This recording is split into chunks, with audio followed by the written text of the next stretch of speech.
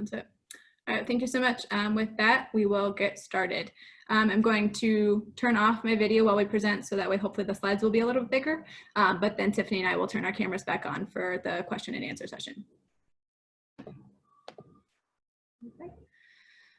All right. Okay. All right. Can everyone still see the slides? Yes. Okay, all right, perfect, thank you.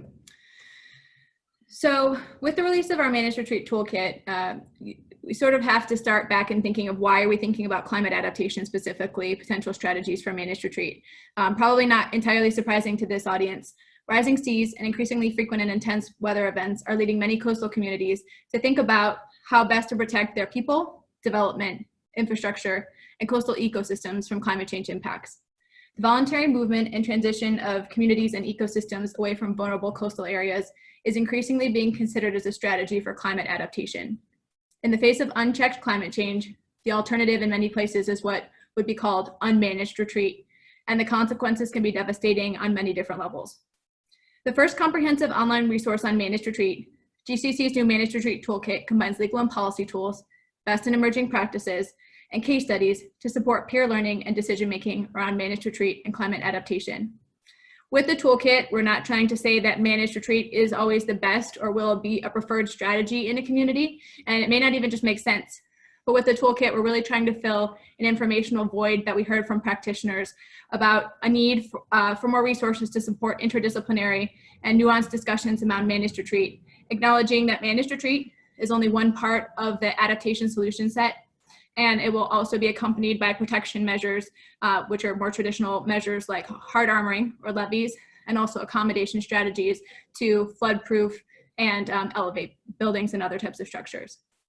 Under the best of circumstances, we put forward a definition in the toolkit that managed retreat is really a coordinated process of voluntarily and equitably relocating people, structures, and infrastructure away from vulnerable coastal areas, and also facilitating transitions for people, communities, and ecosystems to higher ground or further inland. In practice, however, managed retreat is an inherently complex and challenging subject for state and local governments.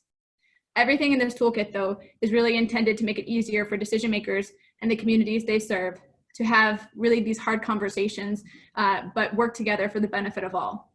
So the primary audiences for the toolkit are state, territorial, and local policymakers in U.S. coastal jurisdictions, but I know not all of you are in coastal jurisdictions, and really this toolkit can also benefit policymakers and communities facing other types of flooding further inland, especially as we see with climate change increasing, there's a lot of increased flooding from heavy precipitation events, like especially we've seen in the Gulf. So really a lot of these tools can be applied in a coastal and inland area, so just something to keep in mind. So what is in this thing that we call a toolkit?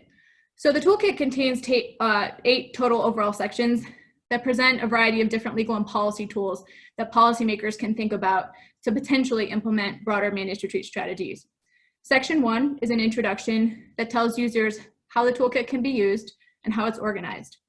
The introduction also contains an acknowledgement section that lists the literally dozens of policymakers, experts, and community stakeholders who inform this effort, including different people on the East Coast and in the Northeast.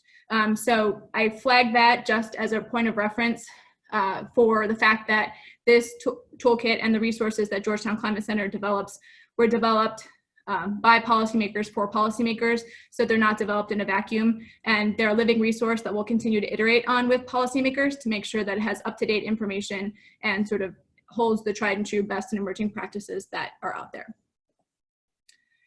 The other 7 sections of the toolkit fall into 2 main categories. So the first is that we have 5 what we call tool sections that identify the legal approaches that jurisdictions can consider to adapt to meet to local context and needs around managed retreat. These include the 5 that you see on your screen for planning, infrastructure, acquisitions, regulations, and market-based tools. State and local decision makers can think about applying each tool individually, or if you're looking at something more comprehensive or sweeping in terms of a coastal adaptation, inland adaptation, or managed retreat strategy, you can look at combining different types of tools. The toolkit also contains 2 cross-cutting sections on legal and policy considerations, respectively. These actions present a deeper dive look into legal and policy questions and issues that are raised across all or most tools. So for example, one notable cross-cutting legal question that we'll get to is how governments can minimize the potential takings risks associated with private property under both the US Constitution's Fifth Amendment and state analogs. Similarly, cross-cutting policy issues that we explore in depth include how to fund managed retreat strategies, facilitate inland wetland migration, engage communities, and plan for and make investments in areas receiving people, which are called receiving areas, where people may choose to relocate away from the coast. So we don't have time to go over everything today, but what Tiffany and I are going to do is flag some of the sections and tools of the toolkit that we think are most useful for you all, and explore some case studies that illustrate how they were applied in practice. So not surprising, one of the most crucial elements of managed retreat is planning. And that also comes with sort of this idea of like proactively thinking about what you're going to do versus waiting for disasters to strike and then acting in a reactionary mode. So in the toolkit, we identified 9 different types of plans that can be used in a managed retreat context, each of which sort of can serve separate, distinct, or some overlapping purposes.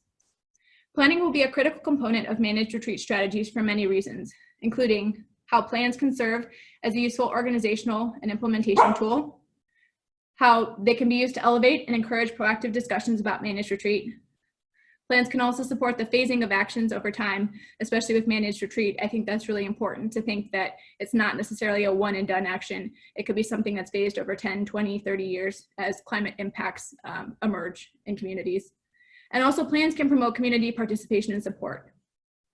A diversity of plans can be used as a strategic and guiding mechanism to proactively evaluate and implement actions for managed retreat to maximize the various benefits and minimize the various costs for multiple stakeholders in the environment. Comprehensive managed retreat strategies will ideally consist of plans and a combination of the other tools that we talked about. So what's going on with thinking about coastal retreat is often it's relegated to sort of the traditional coastal management sector, or maybe even sort of the flood mitigation sector. But ideally, policymakers will work together across agencies, levels of governments, and sectors to not think of it sort of in this narrow column and really think about things more comprehensively. All plans should be developed through highly participatory public processes that provide interested stakeholders with an opportunity to meaningfully engage and inform the plan's development. Even more so, governments should think about how this can be done so it's a meaningful exercise and not, just a sort of a check the box. Oftentimes we'll see with, federal or state or even local legal requirements, you have to publicly engage people, but that doesn't mean they're meaningfully engaged. And Tiffany will talk more about this during her presentation. So we're going to turn to the state of Hawaii to look at 2 different types of plans that we talk about in the Managed Retreat Toolkit. The first is a coastal management plan, and the second, which many of you might be familiar with, is a hazard mitigation plan. So in 2019, Hawaii released what they called a feasibility study on managed retreat. This came out of its coastal program, but was really a call for if Hawaii decided to pursue a managed retreat program or policy, what would that look like? And so that's what its sort of administrators or managers were charged with.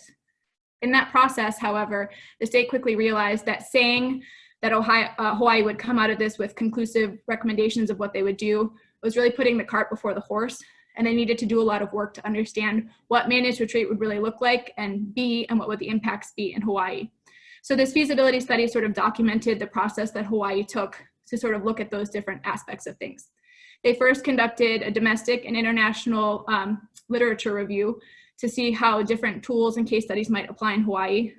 They engaged different stakeholders through an event, and then also put together different typologies or sort of like profiles of different types of development in Hawaii. So for example, critical infrastructure, dense urban development, and also more sparsely populated residential areas, because each of these would present different questions and different types of tools that could be used for managed retreat.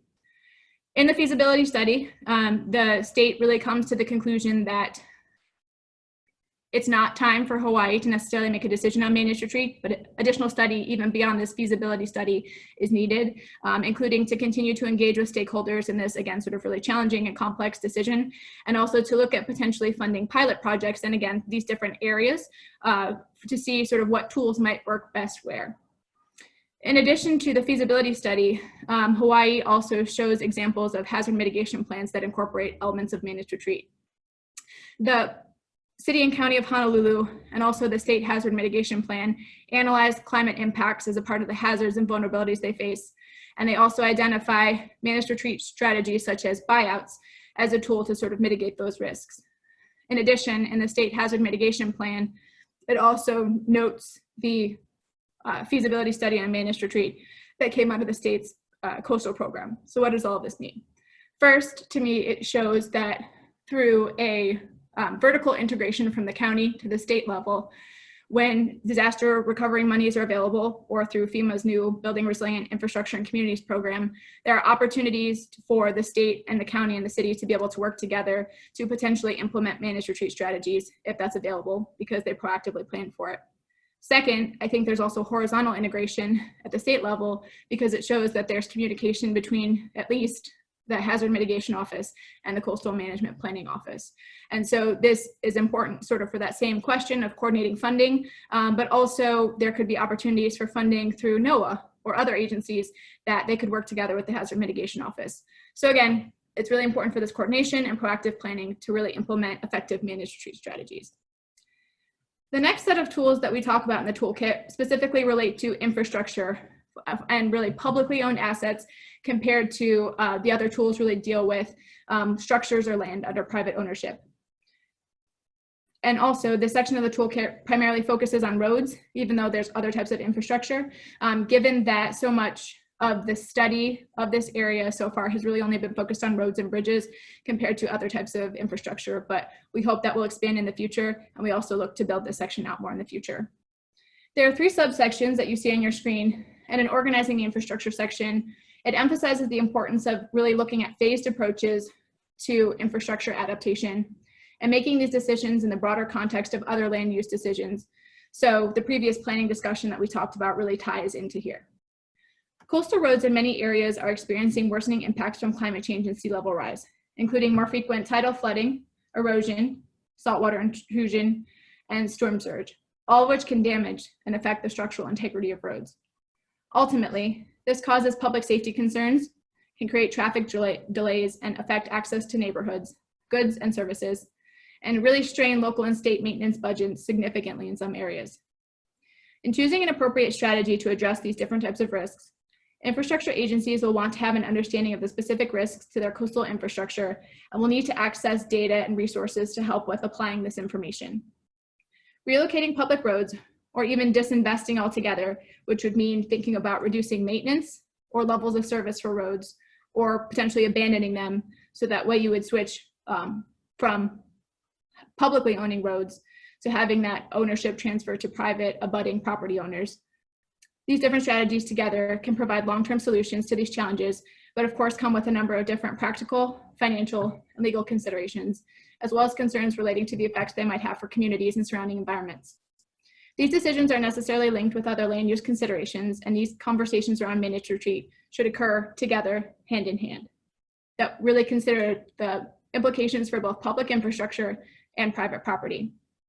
This, in many cases, may require the collaboration between different agencies at multiple levels of government, like we've already been talking about, and other community and environmental considerations at play. So the agencies and stakeholders that would be representative for those groups. The next section of the toolkit is acquisition tools. So the voluntary acquisition of private property, we don't talk about eminent domain in this context because it's really looking at sort of voluntary approaches, community-driven and supported approaches compared to using eminent domain, although that is an option that state and local governments could consider in dire circumstances. In the acquisition tool section, we feature 6 different types of tools that could be used to sort of facilitate this end game.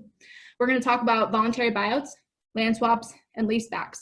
But I do just want to flag here that open space acquisitions compared to hazard mitigation buyouts, which we'll talk more about in a minute, are the typical type of acquisitions you all may be more familiar with. So instead of reducing a hazard, open space acquisitions typically acquire undeveloped or moderately developed property that has a strong conservation focus. These could be leveraged with hazard mitigation buyouts to have more comprehensive land acquisition strategies. Conservation land trusts are a nonprofit partner that could be used in either types of these acquisitions. And life estates and future interests are similar to what we'll talk about with leasebacks and can be used to encourage more people to participate in a buyout. So when people come and ask about managed retreat, or I read newspaper articles, hazard mitigation buyouts are typically sort of really synonymous with the concept of managed retreat. But one of my hopes for today's presentation is, after hearing everything, you understand that this is one tool and it's an important tool, but it's not the only tool. With that, through buyouts, state and local governments typically purchase homes from willing sellers, so again, that voluntary aspect, demolish existing structures, and return properties to open space in perpetuity. Traditionally, buyouts have occurred in a post-disaster context in riverine locations. However, there's an increasing interest and an increasing need to consider implementing buyouts in coastal areas before disasters strike, and to address chronic threats like high tide flooding and increased flooding for precipitation. This toolkit features several case studies and practice tips that recommend how policymakers can make buyouts more comprehensive by moving beyond property transfers and structural demolitions to really looking at sustainable non-disaster related funding sources, restoring bought out properties, and conserving them as important community assets.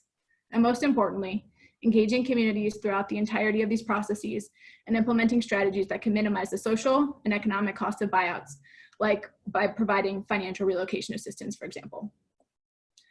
Charlotte-Mecklenburg Stormwater Services is at the county level regional entity in North Carolina that provides an example of a nationally recognized buyout program at the local level.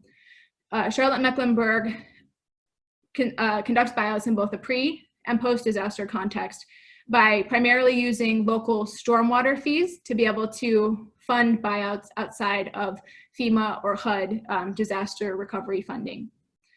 Another unique facet of this program is that the county works really hand in hand with local property owners to ensure that all buyouts are voluntary, and they don't just work with property owners who are interested in buyouts, but they also work with the community members who will be sort of left behind or surrounding bought out areas, to be able to ask them sort of their input of what would you like to see this land turned into, how would you like to see it sort of used after buyouts occur. And so if you compare the images on the left and right hand of your screen, you'll see an area that not only has flood mitigation benefits because it was returned to open space, but also it can incorporate different types of passive recreational or other sort of community benefits. Another facet of this program that I wanted to mention is, if you remember on that tool slide for the acquisition section, I talked about leasebacks. A leaseback is a tool where, after a government acquires a privately owned property through a voluntary buyout, they can choose to lease the property back to the former owner, so they become a tenant. And ultimately, there are no obligations on the government to sort of maintain the property in any condition, like a typical sort of landlord-tenant relationship.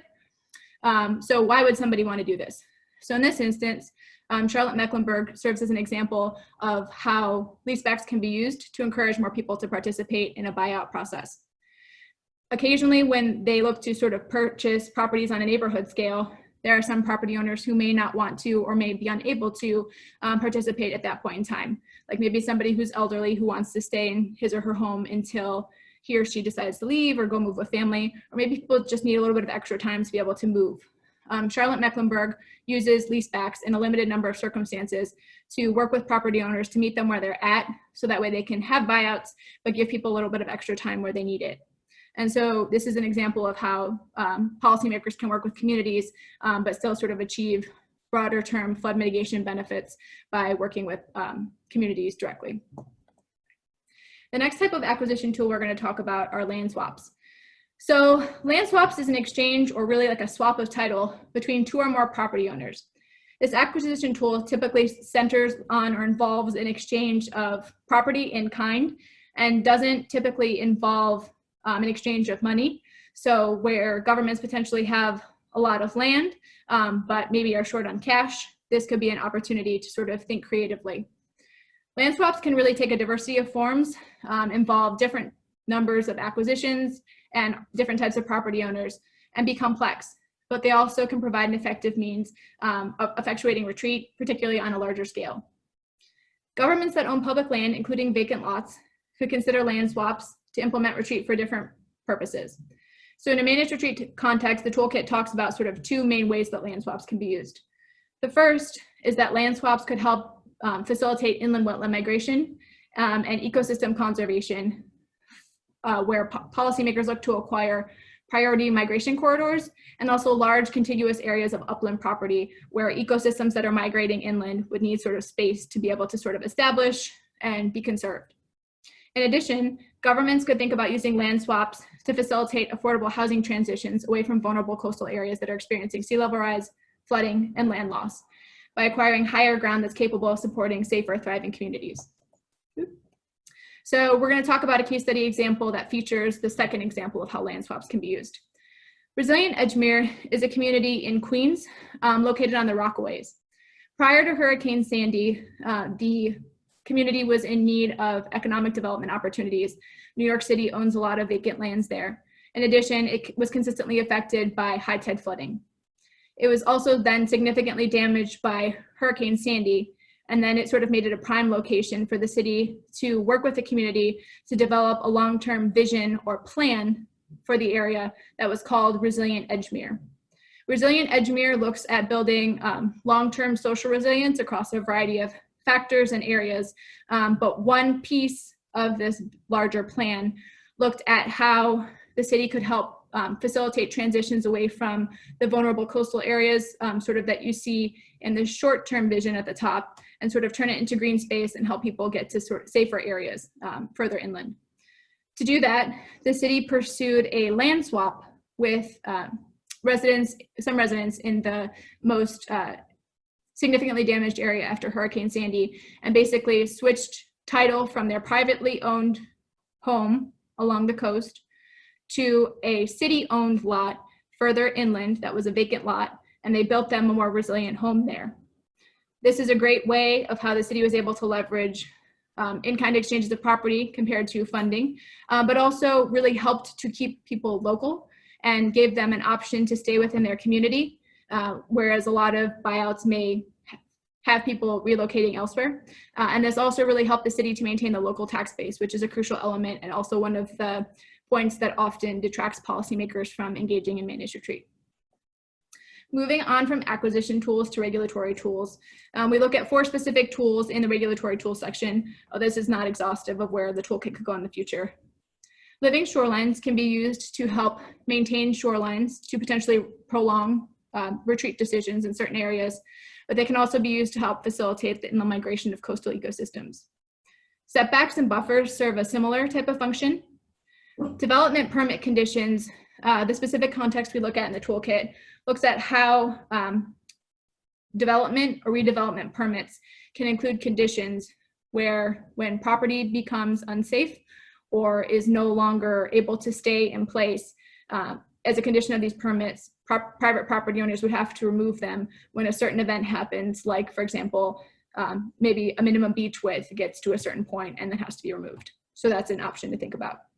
And one of the primary ways I think that local governments especially will think about managed retreat is through the use of zoning and overlay zones. Local governments have the primary authority to regulate land uses in their communities through zoning ordinances. Zoning ordinances provide the legal framework that governs the use and development of land in a municipality according to different districts based on the uses that are permitted there. Overlay zones or districts impose additional regulations on top of that base zoning layer. Zoning can be used to achieve a variety of purposes associated with managed retreat, such as phasing out development in vulnerable coastal areas by prohibiting development or redevelopment, or decreasing buildable density. Other purposes can include prohibiting hard shoreline armoring structures and promoting the use of living shorelines to facilitate the construction of natural shoreline protection measures.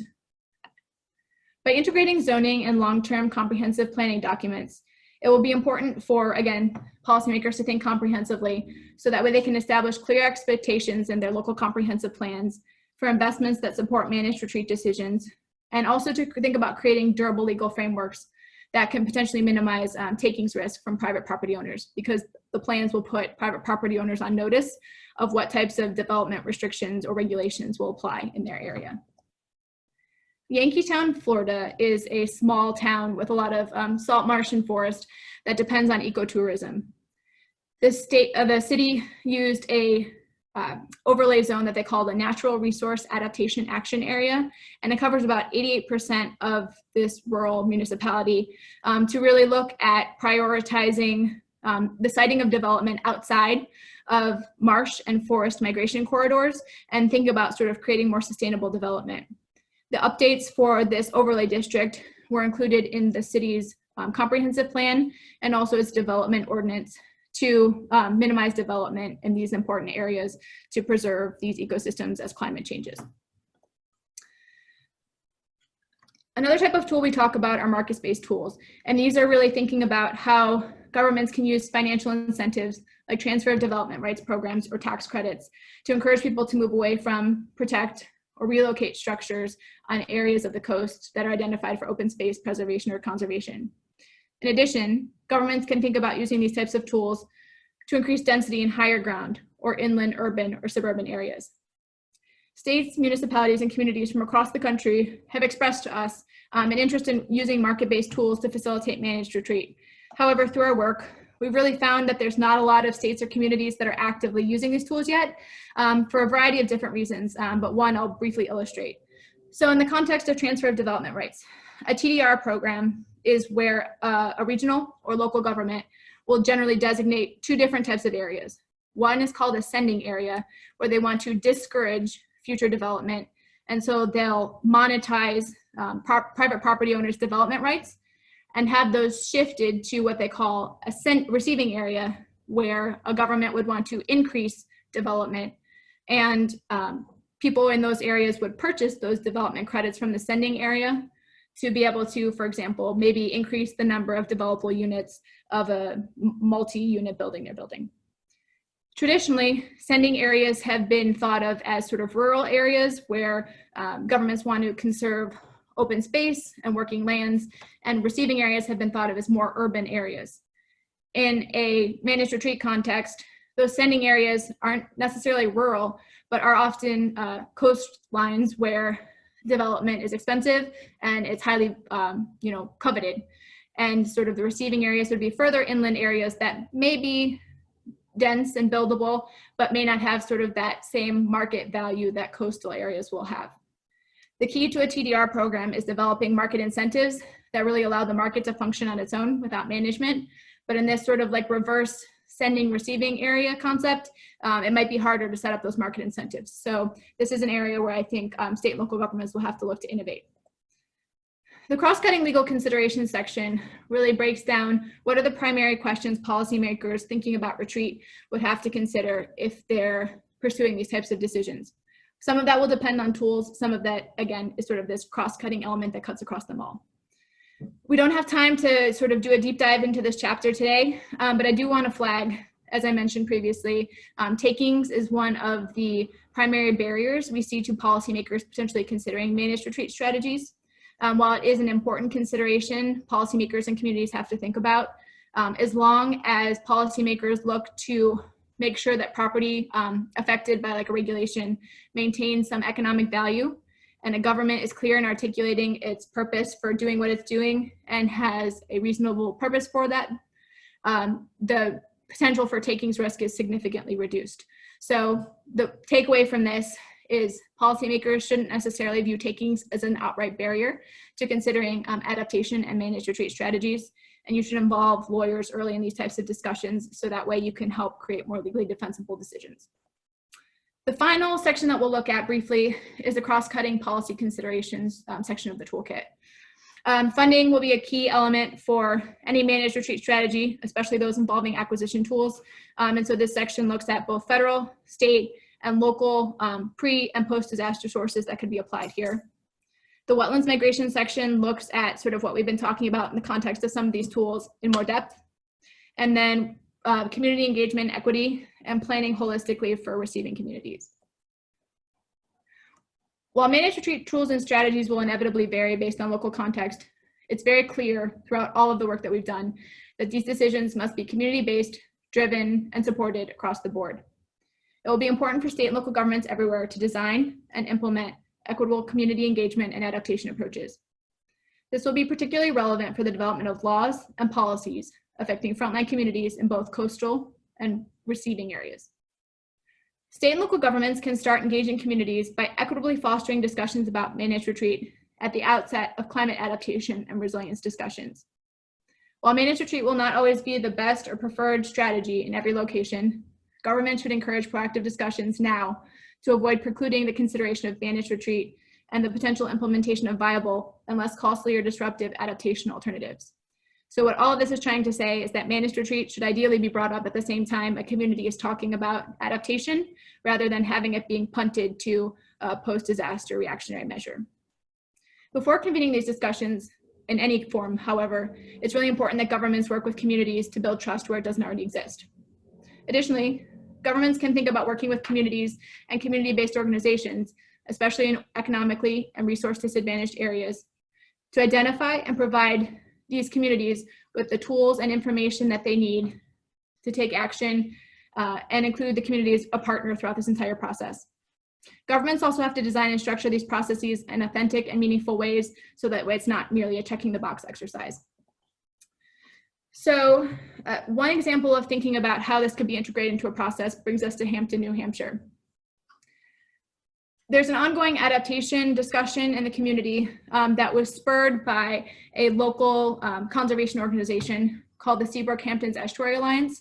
And they've been partnering with community stakeholders, the local government, and the state to engage people in this broader discussion of looking at potential protection, accommodation, or managed retreat strategies in the town.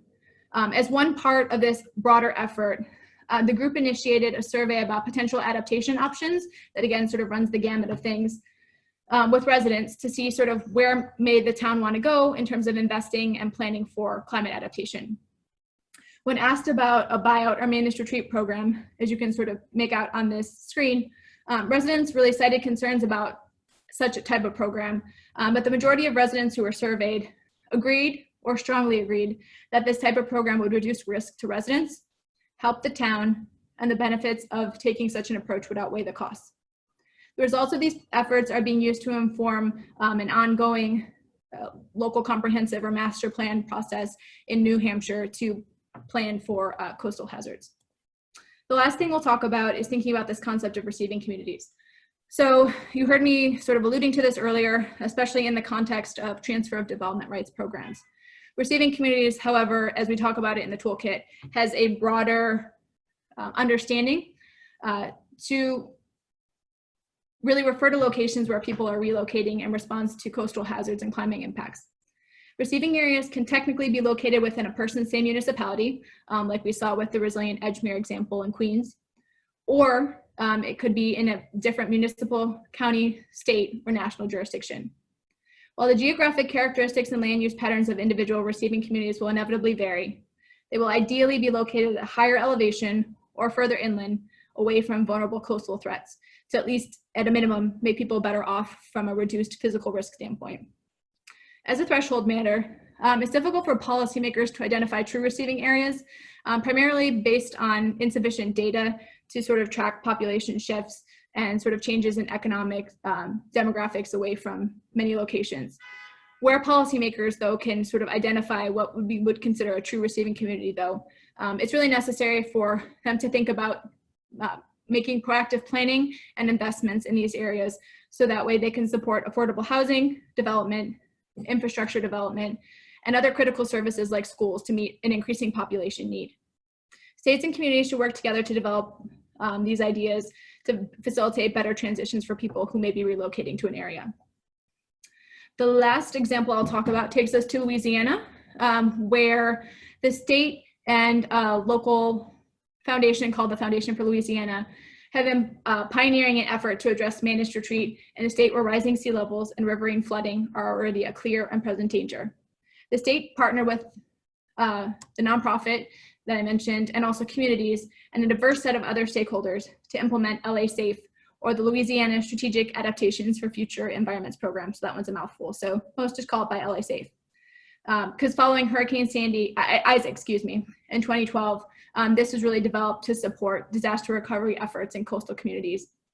LA SAFE is a planning and capital investment process that's designed to address coastal impacts and other community needs in 6 coastal parishes. Through LA SAFE, the state will help fund and implement 10 projects that were decided on and voted on by communities, including in higher ground, low flood risk receiving areas. So Louisiana is already planning for this receiving communities concept. The Satan Foundation for Louisiana also worked with the parishes to develop parish-specific and regional adaptation plans. So outside of these specific projects, they're looking at sort of longer range planning for what receiving communities among other areas on the coast could be. So with that, I know that's a lot of information, but I will hand things over to my colleague Tiffany to sort of do a deeper dive into some of these concepts of community and equitable engagement that we left off on. Thanks, Katie. Next slide. So the Equitable Adaptation Toolkit builds on GCC's earlier work on urban heat, green infrastructure, and sea level rise to provide a resource for best emerging practices in adaptation planning. So our Adaptation Clearinghouse's equity portal houses all of our equity-related resources in our clearinghouse and any resource that has a strong equity angle. So thinking about this toolkit, it's clear that climate change is often described as a threat multiplier, and this applies to social inequities. So with the changes we're seeing driven by a change in climate all over the country, it's important to acknowledge that climate impacts especially affect those already suffering cumulative burdens of pollution, racism, and political and economic marginalization. So longstanding discrimination means that Black and Brown communities are often situated in less desirable flood-prone areas. And neighborhoods that were subject to redlining have more concrete than green space, making them more vulnerable to extreme heat, which is the deadliest impact of climate change. So longstanding discrimination has been a leading hand in climate impacts and how it impacts certain communities. Next slide. So the practice of equity requires the recognition that we are not starting from the same place given historic and present systems of oppression. The inequity is not inherent to the individual here, as you can see. Note that people in the image are different colors, but they're all the same height. People are disadvantaged by an uneven playing field. The inequity is in the context. So equity is about reapportioning or redistributing resources so people can have access to opportunities, and justice is about dismantling barriers to those opportunities. So justice involves dismantling systems of oppression and privilege that create systemic disadvantages and barriers to people's ability to access resources and opportunities, which is based on which people experience systemic mistreatment. Next slide. So GCC supports adaptation that is equitable and just. For communities to truly be resilient to climate risk, they must have the resources to prepare for the coming changes, as well as the ability to withstand impacts and recover quickly after an event. The purpose of resilience is not to build the capacity to endure more harm, but more so we're building resilience to be more skillful in confronting the systems that have already harmed us. So you've heard Katie mention frontline communities. So here's how we are defining frontline communities, which is, communities that are on the front lines of experiencing climate impacts, but also dealing with social inequities. So this subject is more relevant now and more urgent than ever. Even as the effects of climate change are more obvious and more urgent, the consequences of this country's history are also in the forefront of our minds and a focus of our national dialogue currently. So what we were hoping to accomplish in compiling this toolkit is to both define what it means to take an equity-centered approach to prepare frontline communities for the realities of climate change, and provide examples through our case studies of how state and local planning professionals have implemented the legal and policy tools to achieve equitable outcomes. So the toolkit is intended to aid local governments and community-based organizations nationwide that are focusing on centering equity in their climate adaptation initiatives. We also have state examples of how states and federal governments have supported local governments in their efforts to center equity. The toolkit explores practices and case studies from a wide variety of cities and draws lessons from those different approaches. It also provides frameworks to help people tailor legal and policy options for their own jurisdictions that advance equitable responses to the impacts of climate change. Next slide. So what's in the Equitable Adaptation Toolkit? In practice, building equity into climate resilience planning and implementation. Go back. Building equity into climate resilience planning and implementation involves not just addressing the disproportionate impacts that affect frontline communities, but working to dismantle those barriers. So this toolkit focuses first on delivering diverse and inclusive engagement processes how planning and implementation decisions get made, and who has a voice in those processes. So we call that section of the toolkit procedural equity. The second big focus of the toolkit is substantive equitable outcomes. In other words, actually implementing policy solutions and programs that seek to more fairly distribute access to the benefits of programs and investments, and seek to remedy historic underinvestment in frontline communities. And finally, in the financing and funding tools section, we provide detailed information about the practical legal and policy options decision makers and communities have for ensuring that those resources actually reach the communities that need them. Next slide. So in the procedural equity section of the toolkit, there are 3 chapters that explore tools that can be used to achieve procedural equity. Those 3 chapters include community engagement and social cohesion, governance and budgeting, and data metrics and monitoring. Next slide. So for example, just to give you a little bit of a deeper dive into how one might use this toolkit, one of those chapters, like I mentioned, is the community engagement chapter, which is located in the procedural equity section of the toolkit. So this chapter highlights procedural equity principles and action items on how to effectively engage the community in adaptation processes. The chapter provides resources and case study examples of these things in action. So one example that you might find, next slide, is the guide to community-centered engagement. So this guide is an example that GCC actually was able to work on and help author.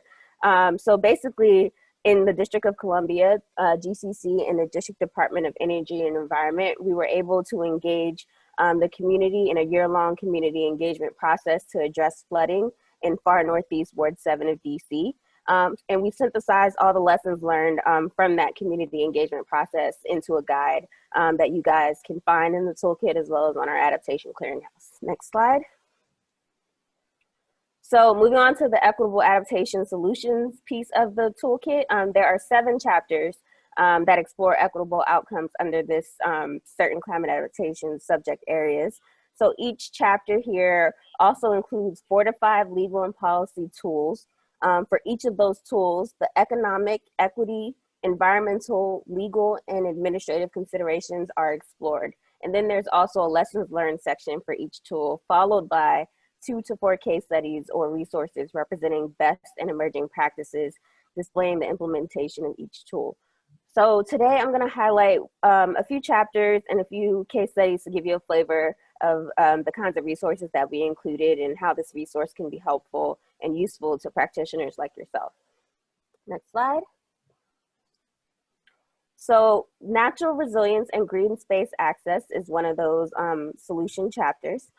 So in the process of planning and preparing for climate change, many cities are capitalizing on the abilities of nature-based features and urban landscapes to mitigate flooding, to reduce urban heat, and to otherwise contribute to a comprehensive climate change strategy.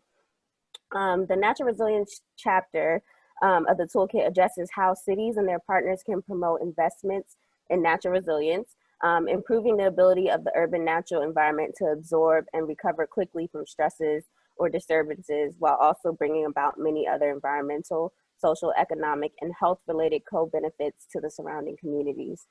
Strategies often used to promote natural resilience in an urban setting may include urban forestry, like tree planting, rain gardens, bioswales, green roofs, community gardens, urban agriculture, habitat initiatives, nature-based flood mitigation, and complete and green street initiatives. So this part of the toolkit is informed by 3 goals for centering equity and natural resilience solutions and investments. 1 is reducing green space gaps. 2 is maximizing the co-benefits for communities. And 3, community co-design. So each chapter also does list 3 goals for centering equity related to that chapter. So within those 3 goals, solutions for equitable natural resilience are divided up into 5 legal and policy tools. So that is the planning tool section, the regulatory tools section, the government operations and city programs section, partnerships for adaptive reuse, and funding tools. So looking in just a bit more in depth into one of those tools, the partnerships for adaptive reuse section. Next slide. So you can see here, the section begins with an overview of what adaptive reuse means in the context of equitable natural resilient solutions and how cities have facilitated adaptive reuse of vacant lands and properties through partnerships with land trusts, conservation groups, community-based organizations, agricultural organizations, and extension schools, as well as plenty of others. So we provide an overview of the economic, environmental, social, administrative, and legal considerations that might be considered in evaluating this option as a potential strategy. And then at the bottom of this section, there are lessons learned from cities that have used this strategy. And there are 5 case studies illustrating how these partnerships look in practice. So one of those case studies is the Wells Goodfellow Neighborhood Green Space Project in St. Louis, Missouri. So in St. Louis, the city is partnering with other agencies and organizations to convert around 9 acres of vacant land into green space to mitigate flooding and to improve stormwater management and provide recreation opportunities in the Wells Goodfellow neighborhood of the city. This neighborhood has the highest proportion of vacant land in the city and also struggles with combined sewer overflows and basement backups and street flooding that affect the Bissell Point watershed broadly. The partnership, known as the Green City Coalition, includes the city, the Metropolitan Sewer District, the Missouri Department of Conservation, and the St. Louis Development Corporation. So it's clear that it's very cross-collaborational, and there are plenty of key players involved in getting this process done. So the land that will be converted includes 80 semi-contiguous parcels, which will create a neighborhood-wide approach to flood mitigation and natural resilience while creating other social benefits. This approach was selected based on GIS modeling and multiple community planning and participatory mapping workshops, with community engagement beginning very early in the planning process, which is definitely one of our key action items identified in that community engagement chapter. The Green Cities Coalition and the Wells Goodfellow Neighborhood Project build on the Urban Vitality and Ecology Initiative, a pre-existing partnership between the City of St. Louis, the Missouri Department of Conservation, and the Missouri Botanical Garden that's aimed at fostering better connections between residents and natural environments where they live, work, and play. So the coalition expands upon the UVE initiative by focusing more specifically on neighborhoods that have experienced decades of public disinvestment, resulting in higher proportions of property vacancy and inequitable access to quality green space. So that's one of the great examples that is included in the natural resilience chapter. And that's kind of how all the chapters go. They go with those policy recommendations, and then several case study examples that implement that policy recommendation. Next slide. So the natural resilience chapter, as well as many other chapters, also have a funding tools section. And it includes case studies that explore innovative ways for funding these ideas. So one of those examples, next slide, is the Prince George's County Clean Water Partnership. So basically, the county worked with a private entity to do a CB3, which is a community-based partnership where they work together to provide stormwater engagement in in PG County, where they hired local workers to be able to do the green infrastructure, as well as work together to continue to maintain the green infrastructure with local support. So they use local minority business commitments. They use schools to educate students about the importance of stormwater management and environmental stewardship. There's an alternative compliance program which allows tax-exempt nonprofit organizations to qualify for the reduction of their Clean Water Act. And then there's a protege program, which is supportive of services and programs focused on developing the capacity of mentor protege firms for green infrastructure. Next slide. So also looking at another chapter that I thought might be relevant to this audience is the Equitable Disaster Preparedness, Response, and Recovery chapter. So looking at this chapter, as you can see, it's basically laid out in the same way that the Natural Resilience chapter. I'm going to zoom in on the planning tool section.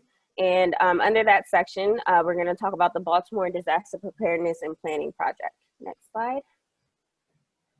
So Baltimore is at risk of hazards like flooding, precipitation variability, and coastal hazards like tropical storms and hurricanes and sea level rise. And so in 2018, the revision of Baltimore's Disaster Preparedness and Planning Project, which is known as DP3, identified Baltimore's vulnerabilities to hazards, including coastal storms, flooding, extreme heat, and high winds. So the hazard mitigation plan focuses on developing strategies that should reduce or eliminate loss of life and property and damage within infrastructure, buildings, natural systems, and public services. The project connected the latest scientific research on climate hazards with community-based outreach to identify the priority strategies for hazard mitigation in Baltimore.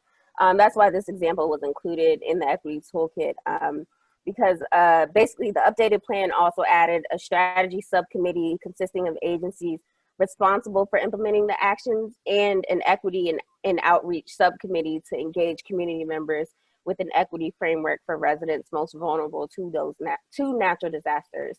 The 2018 DP3 places a stronger emphasis on community engagement and equity than previous hazard mitigation plans in the city.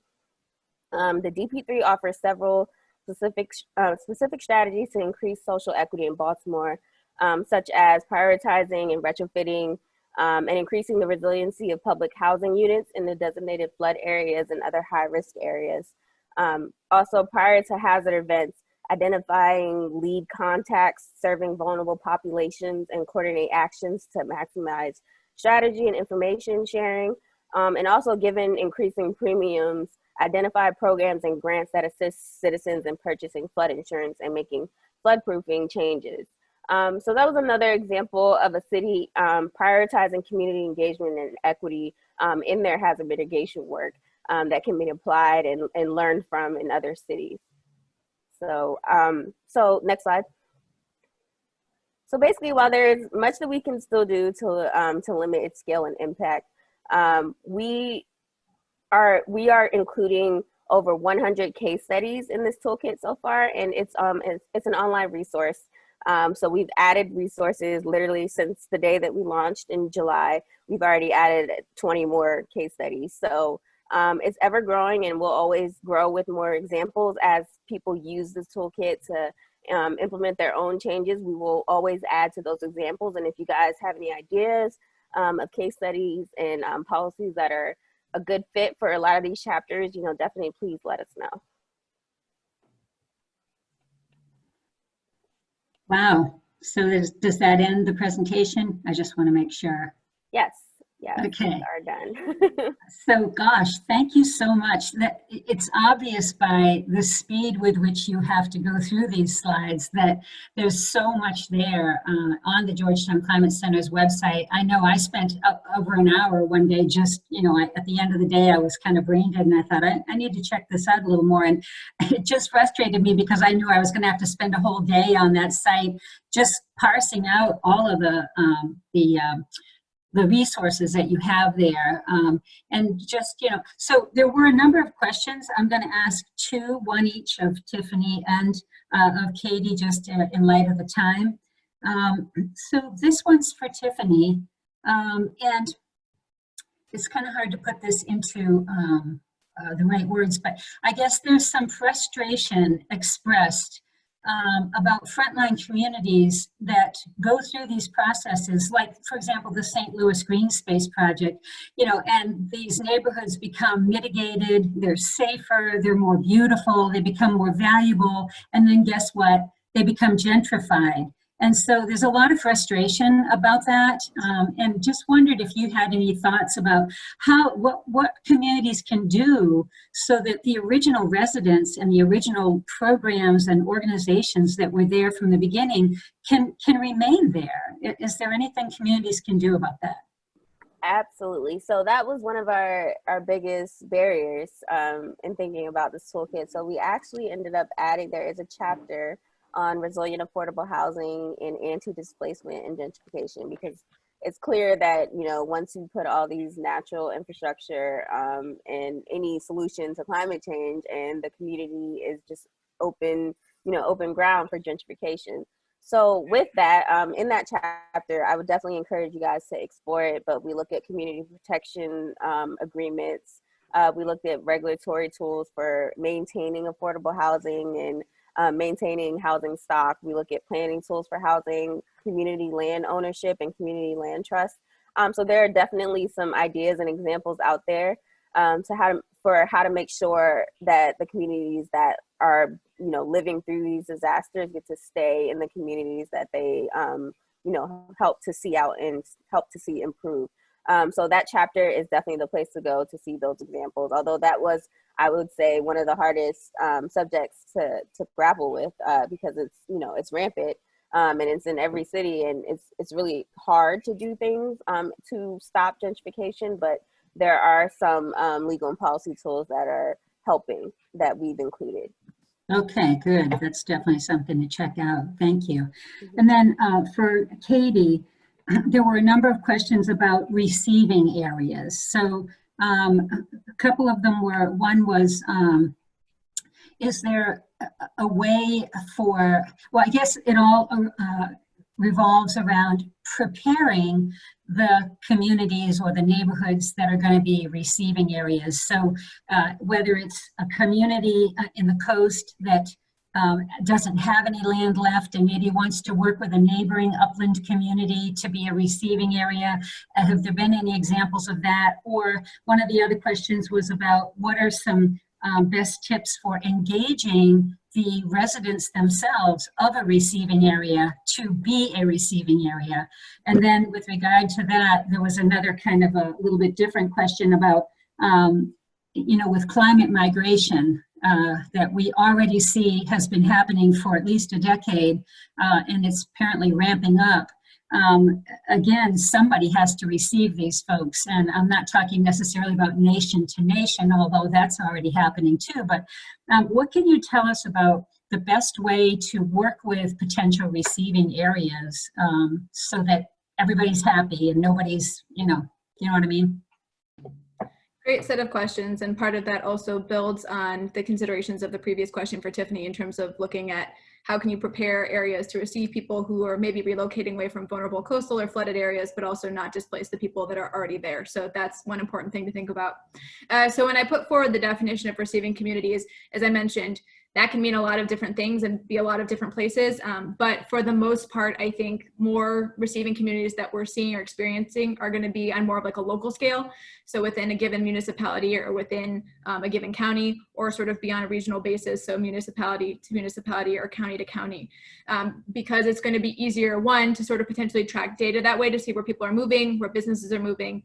But also, I mean, just if you think about things, I mean, people are going to move where they can probably stay close to their jobs and their community members and their friends and their family and things like that. So people, again, could be moving from state to state, country to country, but I think probably most likely in the future, we'll be looking more at the local and regional scale. With that, some examples in the receiving community section of places that are already starting to think about that. So Louisiana, as I mentioned, both the state and the parish, and that's their county level, are already looking at this. The state of Louisiana has a very comprehensive coastal plan that some of you might be familiar with called the Coastal Master Plan that tracks sort of flooding and land loss data throughout the state's coastal zone, but also looks at combining that with demographic data. And basically the state, through that LA Safe program, looked to combine sort of those two types of data to work with the community members to let them know, all right, based on this flood risk and based on where we're seeing people move, we're going to designate low flood risk areas that we have seen where population is increasing, and that's going to be receiving areas. And so they're looking at projects in those receiving areas like green space and affordable housing investments where that can happen. Another example is in the city of Norfolk, North Virginia. They have a long-term visioning plan that's distinct from their local comprehensive plan called Norfolk 2100 that looks at 100 years. And they basically have sort of 4 zones in the city that run the span from areas that they're going to look to protect with, for example, like naval infrastructure, areas where people already live, but they're going to look to accommodate that flood risk, and also sort of higher in land receiving areas where they're going to try to look to encourage higher density and investment for people to relocate. So really looking at opportunities, sort of that learning from these and other examples to really incorporate increased population demographics and economic data into your local comprehensive plans. And also looking at where, when you're allocating federal, state, or local money that you have, sort of where are you putting it? Are you going to put it in a flood prone area where you're maybe going to have to look at, encouraging people to move away from, or somewhere where it's safer and you think you anticipate you're going to get people in the future? A lot of the tools that people would need in these areas, I think they already have, especially at the local planning and land use and zoning level. But a lot of these conversations aren't being had to sort of incorporate these considerations into them. So thinking about that. So to get to the community engagement piece, LA Safe and Norfolk, again, are great examples of that. But really think about asking people about this, but sort of, again, working it into the broader spectrum of not just saying, let's talk about retreat or where are you going to go, but let's center this in the discussion of protection, accommodation, retreat, so that way you're thinking about everything holistically. And managed retreat is never just about getting people out of harm's way, but thinking where they're going to go. The last point I'll say, Joy, to hit on your piece, sort of thinking about cross-jurisdictional examples or on more of a regional basis where people may be relocating. I think that is not happening a lot of places outside of maybe like Louisiana yet that we've seen. However, some states are authorizing local governments and counties to think about this differently. So I'll say New Hampshire has a bill that's in the toolkit, and Maryland has one as well. That sort of the bottom line is they're giving local governments the power to work cross-jurisdictionally to create sort of like cross-jurisdictional units to look at potentially sort of raising revenues for infrastructure or sharing tax bases so they can sort of accommodate potentially these shifts in population, because what's going to be hard for sending areas is potentially losing tax base, where receiving areas might be gaining that. So how can you sort of think comprehensively about this, and what are the potential legal barriers that may already exist at the state or local level that have to be removed so that way municipalities and counties can sort of plan on this level? Okay. Well, thank you both so much for a very professional, comprehensive look at the things that are available on the Georgetown Climate Center's website. And I hope that everyone who's attending today will take a chance to visit that site and check out those and all the other tools you have there. So we really appreciate you coming. Thank you so much.